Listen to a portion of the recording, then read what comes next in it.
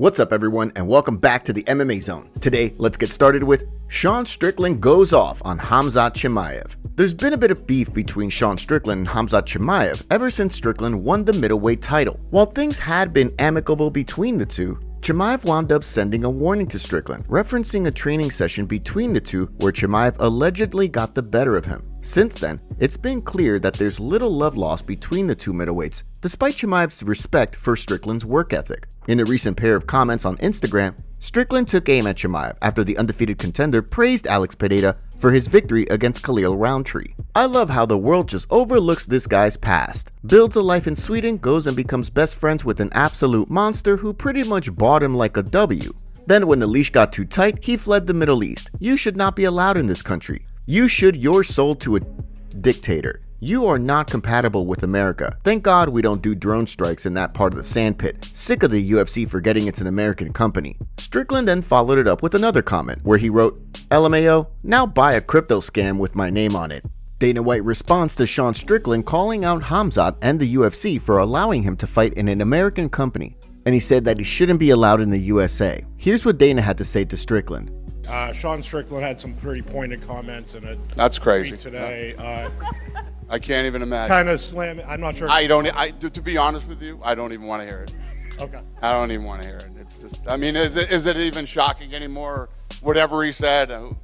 If Strickland is able to reclaim the title when he fights Dricus du Plessis and Chimaev defeats Robert Whittaker at UFC 308, the two could wind up having a chance to settle things inside the octagon. Khalil Rountree reveals surgery after Alex Pereira fight. While Khalil Rountree Jr. showed plenty of heart in his UFC 307 loss this weekend, it did come at a price. By the time referee Mark Goddard stepped in and called the bout, Rountree had suffered extensive damage to both his right eye and his nose. Just days later, Rountree took to Instagram, revealing that he had already undergone surgery on his nose to repair several fractures and a deviated septum. During an interview with Kevin Iola, Rountree, who was fresh off surgery, spoke about the injury. "I don't know exactly what punch. I know that last uppercut after the body shots, that definitely landed on my nose. But I already had felt, some pain in my head. It could have been from that. But after we, got the scans and everything the night of the fight, the doctors saw that there was some slight fracturing and a severely deviated septum. So we just went right ahead and corrected that as soon as I got home." Although Rountree will be forced to the sidelines for the immediate future, he did express an interest in competing against Jamal Hill, who he was scheduled to face at UFC 303 this summer. Given that Hill is recovering from a meniscus injury and an ACL injury, the former champion could wind up on a similar return timeline as Rountree, setting the stage for a fight in the new year. Tom Aspinall agrees to fight Alex Pereira. On Tuesday, Alex Pereira took to Instagram sharing a photo of Tom Aspinall sitting cage side at UFC 300 and watching on as Poatan prepared to enter the octagon for his main event bout with Jamal Hill. Along with this photo, Pereira wrote in a caption, "This is one of my favorite moments before a fight." In response, Tom Aspinall reposted the photo in his story, tagging Pereira while posting a handshake emoji. The post from both fighters quickly sparked plenty of conversations throughout the MMA community, as fans weighed in on a potential fight between these two.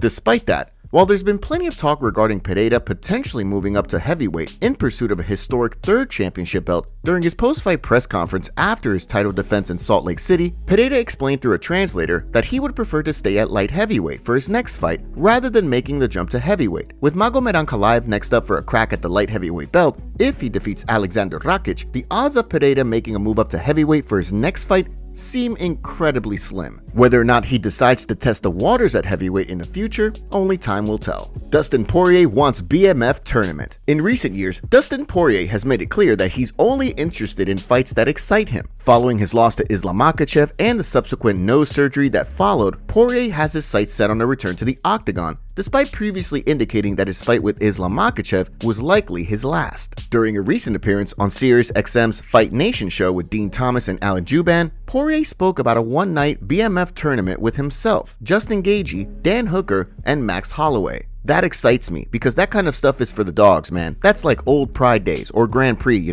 That's the real BMF. If you can fight the tournament in one night, multiple opponents, dude, that's the definition of BMF. That would be it. If they put that together and it was a one-night tournament, that would be it. The MMA world immediately jumped on board with the idea of this potential fight, with one fan writing, "The UFC should stop at nothing to deliver this. Bump the pay-per-view price to $200. I don't care, but for the love of all things holy and unholy, please give us this."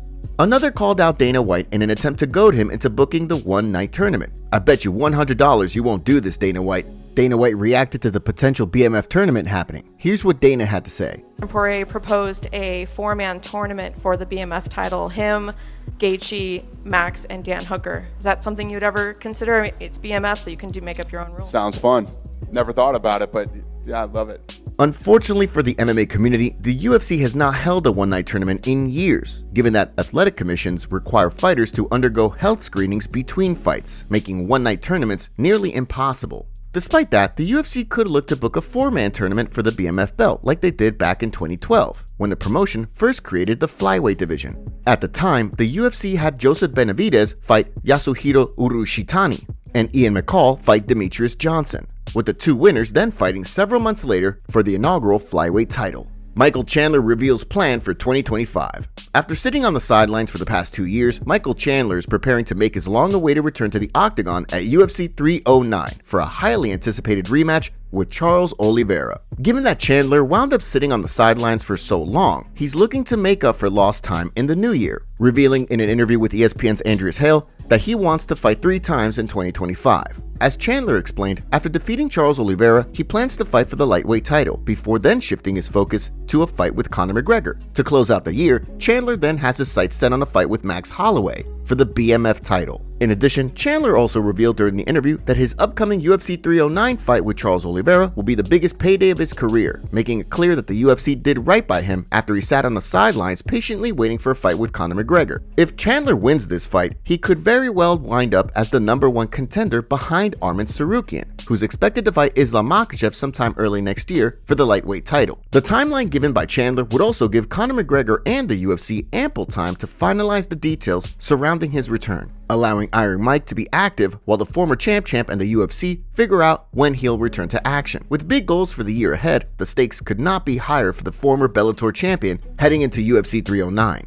Kamaru Usman responds to call-out. After his knockout win over Stephen Wonderboy Thompson over the weekend, Joaquin Buckley revealed during his backstage post-fight interview with Megan O'Leary that he wants to fight Kamaru Usman next. While Buckley is on a 5-fight winning streak that currently sees him ranked 9th on the UFC's welterweight ladder, Usman has no interest in the potential fight. During the latest episode of he and Henry Cejudo's Pound for Pound podcast, Usman fired back at Buckley, telling him to get in line along with the rest of the welterweights who want to fight him.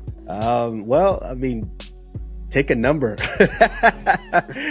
Take a number and get in line. I believe he's probably the 10th, 11th guy. I don't know how many guys have called me out. It is what it is. It's obviously, like DC said, it's a more reasonable call out for him because he is on a streak. He's been doing good work inside there. I believe he was losing that fight, and it was just a way to be relentless and find the shot eventually to get that finish. So, hats off to him. He did a great job. If that's the fight, then that's the fight. While a fight between the two seems incredibly unlikely right now, the former champ did give fans an update on his long-awaited return, indicating that while he's still working to get back to 100%, he plans to remind everyone that he's still the king of the welterweight division. With Bilal Muhammad expected to defend the title against Shavkat Rakhmonov, Usman will likely fight another top welterweight in order to reestablish himself as a title contender at 170 pounds. Fighter breaks silence on new settlement for lawsuit. Back in July, Judge Boulware, the judge overseeing the UFC's antitrust suit, shot down the UFC's first settlement offer with the Lee v. Zuffa class, and the Johnson v. Zuffa fighters were $335 million.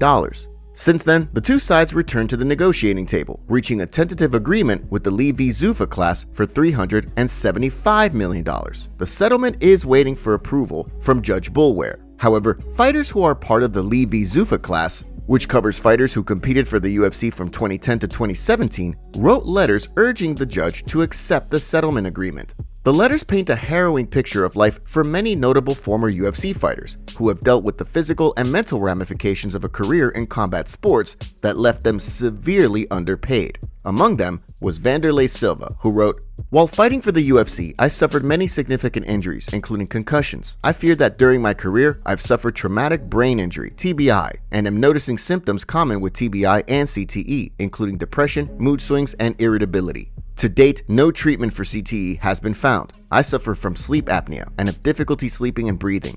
Diego Sanchez also painted a grim picture, emphasizing the importance of the settlement money. Increasingly, day-to-day survival is a struggle. In addition, former heavyweight champion Shane Carwin has been left unable to work despite notably having a mechanical engineering degree. In his letter, he revealed that tests have shown debilitating cognitive decline. Cognitive tests conducted at the Cleveland Clinic Lou Ruvo Center for Brain Health and Concussion Legacy Foundation at Boston University, among others, are indicating I've suffered damage to the prefrontal cortex and left hemisphere. I spend days in bed suffering from bouts of paranoia, fear, and anxiety. In total, over 50 fighters wrote letters encouraging Judge Boulware to accept the settlement offer, with many of them revealing that due to the injuries and head trauma sustained throughout their careers, the settlement money is an absolute necessity, given they are unfit to work and unable to provide for themselves and their families. Dana White fires fighters from the UFC. Ovince St. Preux, Danielle Wolfe, Victoria Leonardo, Brianna Fortino, and Kay Khrushchevsky will be parting ways with the UFC after the company removed them from their active roster. St. Preux is coming off his recent loss to Ryan Spann at UFC 307 and only won 4 times in his last 11 fights. Fans reacted by saying, "It was a good career, brought us cool submissions with the Von Flue choke and his nasty Lev head kick. It was time. He's 41 and lost 9 of his last 14 fights." Renato Moicano sends a warning to Justin Gaethje. During a recent interview, Moicano said that he would knock out Gaethje if they fought, regardless if he's the BMF or not. Here's what he had to say. I would beat Justin Gaethje. I don't care. I don't really care. I don't care, brother. He could be the baddest guy on planet and all the BMF and stuff, I know, but I don't care. I'm not losing. And if they send me the contract, I will knock him the fuck out, my brother. I'm telling you. I'm not gonna say I'm not gonna shoot for takedown because I will, you know, but I will try to knock him out too. Ground and pound on the stand up. I don't care. I'm not losing. I cannot afford to lose. Literally, I have to win every fight to get to the belt, and now it's my time. Top comments. A loser who withdrew from a fight with a painful pinky toe is bashing a man who had his ribs cracked and could not continue. If Alex and Artem fought again in the UFC, then Poatan might probably get his first submission win. Conor quits in fights and only likes to fight sloppy wrestle boxers. Gaethje is a bad fight for him. Bro, Poatan is already leveled up. Artem probably still working on sprawls and shifting guard. It would be really heavy to see Pereira get Pereira'd, like he did Adesanya.